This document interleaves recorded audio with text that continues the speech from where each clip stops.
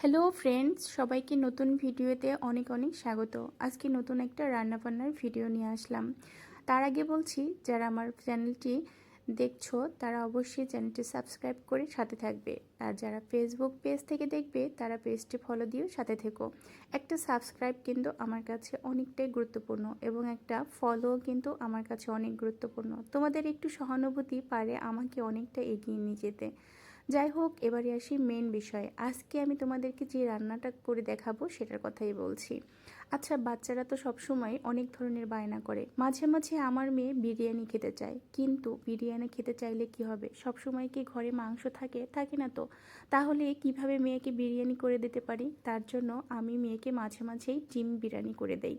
এই ডিম বিরিয়ানিটা একদিকে ঝামেলা মুক্ত, কারণ বাচ্চারা অনেক সময় কাটা বেছে খেতে পারে না, হাড্ডিগুটি চাবাতে পারে না। সেক্ষেত্রে কিন্তু এই ডিম বিরিয়ানিটা অনেকটাই ছোট ছোট বাচ্চাদের জন্য বেশ ভালো একটা খাবার। তো আজকে আমি কিভাবে ডিম বিরিয়ানিটা করছি তোমাদেরকে সেটাই দেখাচ্ছি। অনেক বেশি মশলা ব্যবহার করব না, সামান্য মশলায় খুব সুন্দর সুস্বাদু একটা খাবার তৈরি করছি। প্রথমে আমি এখানে কিছু পরিমাণে 4টা ডিম সিদ্ধ করে নিয়েছি, আর কিছু আলু কেটে নিয়েছি। আলু তো বিরিয়ানিতে সবারই পছন্দ, বাচ্চা থেকে বড় সবার। তো তার জন্য কিছু পরিমাণে আলু নিয়েছি, সেগুলো একটু হালকা লবণ হলুদ দিয়ে ভেজে নিয়েছি। আর এখানে তেলে গরম মশলা ফোড়ন দিয়ে দিয়েছি, তার মধ্যে দিয়ে দিলাম কিছু কুচানো পেঁয়াজ। পেঁয়াজটা একদম বেরেস্তা বেরেস্তা করে একটু ভেজে নিচ্ছি।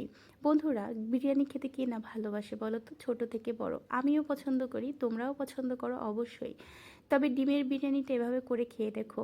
অতিরিক্ত মশলা, বাদাম বাটা, টক দই ইত্যাদি ইত্যাদি মশলাগুলো আজকে ব্যবহার করছি না, একেবারে সিম্পলভাবেই রান্না করছি। দিয়ে দিলাম কিছুটা পরিমাণে দুধ, আর দিয়ে দিচ্ছি এখানে রেডিমিক্স বিরিয়ানি মশলা। বিরিয়ানি মশলা দিলাম, তার মধ্যে দিয়ে দিলাম কিছুটা পরিমাণে মরিচের গুঁড়ো, দিয়ে দিলাম স্বাদ মতো লবণ, আর দিয়ে দিলাম কিছুটা পরিমাণে মিক্সড মিট মশলা। এগুলো সব দিয়ে একবারে ভালো করে মশলাটা এবারে কষিয়ে নিচ্ছি। কিছুক্ষণ ঢেকে কষিয়ে নিলে মশলাটা বেশ ভালো কষানো হবে, আর মশলাটা থেকে যে সেন্টটা বের হবে সেটা কিন্তু বাহিরে বের হয়ে যেতে পারবে না। ঢাকনা দিয়ে ঢেকে দিলে বেশ মশলাটাও কিন্তু ভালোভাবে কষানো হবে, গন্ধটাও ভিতরে থাকবে। যাই হোক, এবারে আমি কিছুক্ষণ ঢাকনা দিয়ে ঢেকেই মশলাটা কষিয়ে নেব। ও আর একটা কথা বলছি, আমি কিন্তু আগে পেঁয়াজ রসুন আদা পেস্টটা দেইনি, এটা পরবর্তীতেই দিলাম। কারণ প্রথমে তেলের মধ্যে দিলেই ছিটছিটে করে একদম রান্নাঘরের চারিদিকে ছিটে একদম একাকার হয়ে যায়, রান্নাঘরটাও নোংরা হয়ে যায়। তার জন্য হাফ কষানো মশলার মধ্যেই পেঁয়াজ রসুনগুলো দিয়ে ভালো করে কষিয়ে নিয়েছি। যখন মশলার গা থেকে তেল ছেড়ে আসছে, তখন কিন্তু এর মধ্যে ভেজে রাখা আলু আর ডিমগুলো দিয়ে দিলাম। তারপরে আরও কিছুক্ষণ কষিয়ে নিলাম। কষিয়ে নিয়ে এর মধ্যে দিয়ে দিলাম ভিজিয়ে রাখা এখানে পোলাওর চালগুলো। তবে আমি আজকে এখানে 2 ধরনের চাল অ্যাড করেছি। আমার বাসায় কিছু পরিমাণে বাসমতি চাল ছিল, আর কয়েকটা পরিমাণে দিলাম এখানে গোবিন্দভোগ চাল। আসলে 2 ধরনের চাল কেন প্রয়োগ করলাম সেটা বলছি। বেশ কিছুদিন আগে বাসায় বাসমতি চাল আনা হয়েছিল ফ্রাইড রাইস খাওয়ার জন্য। তো সেখান থেকে কিছু চাল বাঁচিয়ে আমি রেখে দিয়েছিলাম, কিন্তু হঠাৎ করে দেখলাম চালগুলোতে কেরি পোকা ধরেছে। তো ভাবলাম চালগুলো তো যেহেতু নষ্ট হয়ে যাবে, সেক্ষেত্রে চালগুলোর একটা সদ্গতি করে নেই। তার জন্য 2 ধরনের চাল দিয়েই কিন্তু আমি বিরিয়ানিটি রান্না করছি।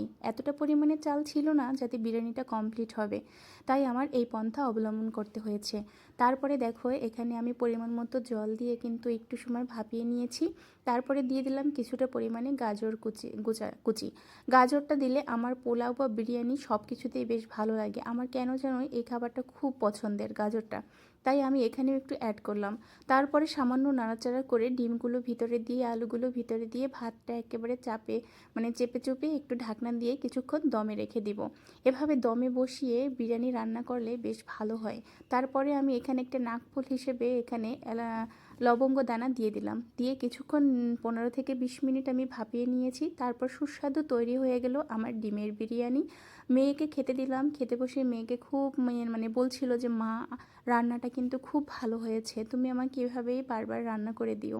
আসলে ছোট বাচ্চা, এক মুখ থেকে কোনো কিছু বের করলে তখন আর সেটা না করে আর পারি না, কেন যেন মায়ের মনটা একটু খুঁতখুঁতে লাগে। যাই হোক, আজকের মতো বিদায় নিচ্ছি। সবাই ভালো থেকো, সুস্থ থেকো।